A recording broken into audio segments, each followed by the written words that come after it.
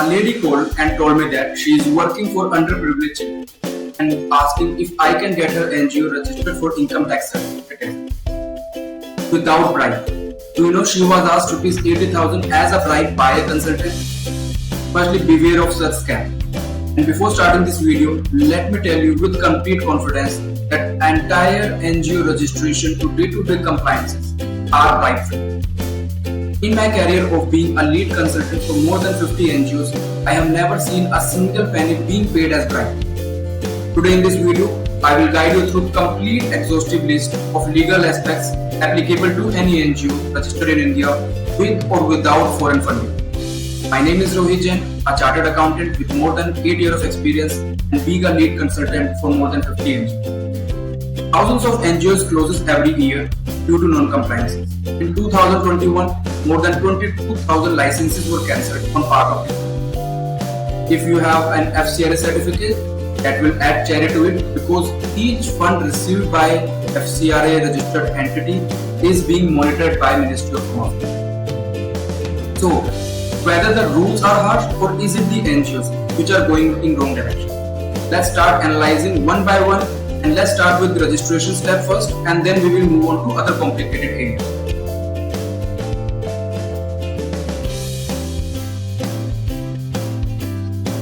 In India, there are two steps for NGO registration. First, you choose the legal form whether you want to go for a trust, society or Section 8 company. Trust has the easiest form of registration. Only two people can start the trust and it's created with the objective of protecting a particular asset. It could be rupees 5,000 to a bungalow or your car. If the asset is being protected only for trusted, that is a few handful of individuals or a family, it will be called a private trust. If it is protecting the assets for general public, it is called a public trust. A note of caution here, only a public trust can be registered as a charitable institution under income tax for exemption. Coming to the second form, that is the society. Society is more like a democratic form of charitable institution. If you want to start something charitable at a large scale, which involves a lot of people at the back end supporting you, then society is most suitable form of registration. Why? Because society requires a minimum of 7 members to start the registration process and has a lengthier process than the trust. Now coming to the Section 8 company, it is the most regulated form of charitable institution among 3 of the forms being discussed. However, it is the only registration process which is completely online and faceless. That means all the documents and verification is done online and there is no direct officer who is interacting with you during the application process. Now, after the basic charity institution registration, the second step is getting exemption certificate from income tax authorities for making income tax free in the hands of NGOs and making donation tax free in the hands of donor. There are 2 separate certificates for both the mentioned purposes. The good thing is, with effect from 1st April 2020, both the certificates have been made online, faceless and provisional. I have already explained the meaning of online and faceless a few minutes back. Now let me explain what we mean by provisional. If you apply for an exemption certificate, it will be allotted to you by the department for 3 years without much hassle. That is on the basis of a few basic KYC documents and a self-declaration. After 3 years, the income tax department will assess whether you have utilized the certificate for the object mentioned in the certificate. If yes, then only the certificate will be renewed for next 5 years. Otherwise, it will be rejected after 3 years. But you will have the certificate for initial 3 years by default. Since we have completed our first step, that is registration, let's analyze the challenges faced in registration. In the complete registration process of trust, society and Section 8 company, the trust and society registration are completely offline. Section 8 is online. Trust includes only 2 members to visit the registrar and get the work done. Licensing would be high in society, less in trust and negligible in Section 8 company.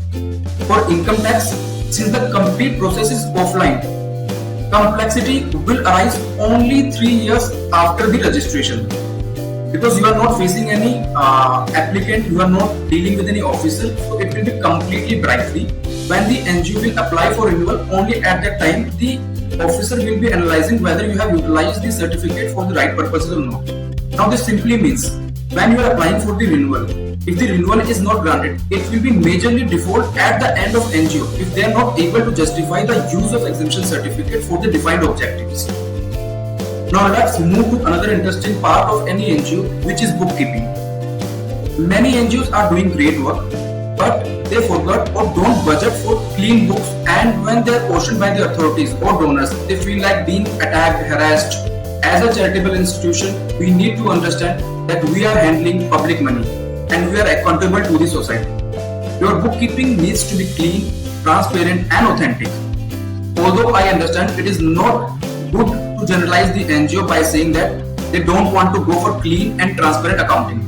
Let me tell you, there are a few sectors which have undefined ways of accounting, and charitable sector is at the top of them. Accounting for restricted, unrestricted funds, charging depreciation on assets received in donation, recording the admin expenses are some of the most controversial areas in the NGO accounting. And then the statement of expenditure, project fund utilization certificates that you share with your donors, reconciling them with the books of accounts is another task. The problem exists because first, we don't have any standardized accounting guidelines for the charitable institutions.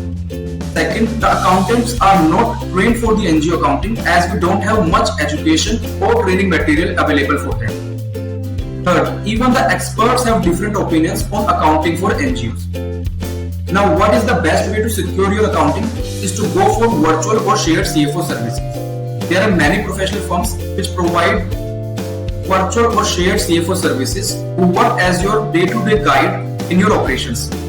Look for professional firms with specialized knowledge in NGO sector, check their CVs, keep them on your retainers to ensure your accounting is clean, transparent, authentic from day one.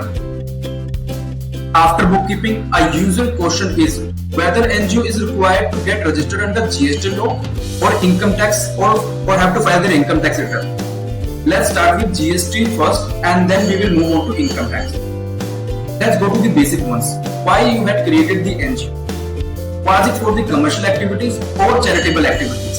If your answer is charitable, then no need to worry about GST. You are exempt from GST. You need to fulfill only two conditions. First one is you hold an exemption certificate under Income Tax Act. Second, you are doing purely charitable activities. If you are satisfying both the conditions, there will be no GST on you. But let me also answer some of the evil mindset. They have a question, if through the side activities you have made some profit, then what needs to be done? Let's take an example to keep it simple. I am assuming you are not any school or college, but just a simple NGO. You are providing education to underprivileged children, but some students are started paying their tuition fees to you. Then yes, such fees are commercial in nature, and if they cross the GST limit, GST would become applicable. In crux, we can simply say you hold an income tax certificate and you are doing charitable activities, then you are exempt from GST.